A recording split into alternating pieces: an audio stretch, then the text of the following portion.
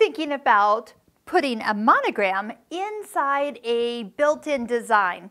And I want to show you what it takes to get a design to stitch out in the right order, especially when you start to compile multiple parts and pieces. So we're working on the Husqvarna Viking Designer Brilliance 80, and I'm going to start by bringing in an alphabet. So I'm going to just scroll down to swirl, and I'm going to choose a letter. I'm going to choose an S and touch OK.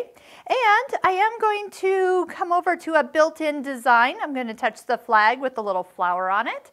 And in our G menu, there is a design I was looking would be perfect for a center monogram. So G20, where'd it go? There it is, G24. So I'm going to touch and hold. Now this design, and since it comes in off to the side, I am going to touch center right away, so it brings it into this point. So this design is actually an applique design, and right here in that center pink circle, it is fabric. So there will be fabric placed. So right now, if it was to stitch the monogram first and the design second, that monogram is going to be covered with the fabric. So I'm going to show you how you can change up the order.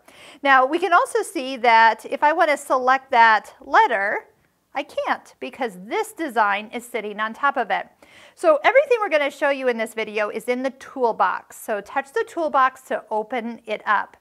And what I am going to do is to select the S, because I'm going to actually change its color, touch S in the order of all the parts or pieces. So if you had brought in 4 different designs, they all 4 will be in here. Now a little tip, an embroidery machine will always stitch out in the order that the designs were brought in. So if I was thinking ahead, I would have brought the design in first and the letter in second.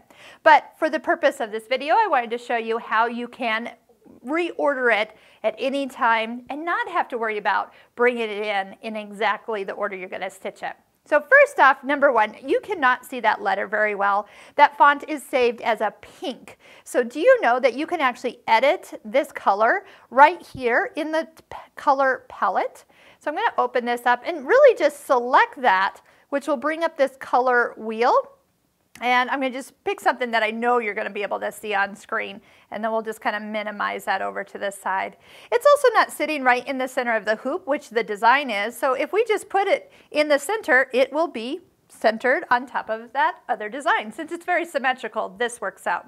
So what I want to show you next is the ability to bring the order or change the order around with this function here. So as you have a part selected, you can touch it and it will move up or down in the order that you want. So there's a down option, and now there's an up option. So depending on which way you need to go, you can move them either way.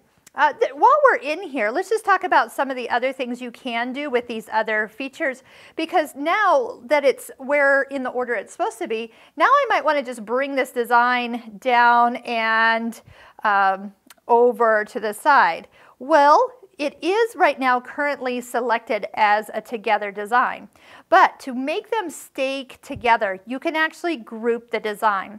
So you'll want to first select both designs, so all the designs have a box around them, and then you can touch group, and they'll even kind of combine into one design. But this allows you to size the design, rotate, or move it as one element. Now, no problem. If you want to get back in, change the letter to somebody else's monogram, no problem. Just deselect. You could delete out the S and then put a new letter in its place. So we've got ways to select, group, move the designs, reorder them. We have mirror image, and we have duplicate and the trash can, which just is a delete off the screen. And so all those great features hang out in the toolbox.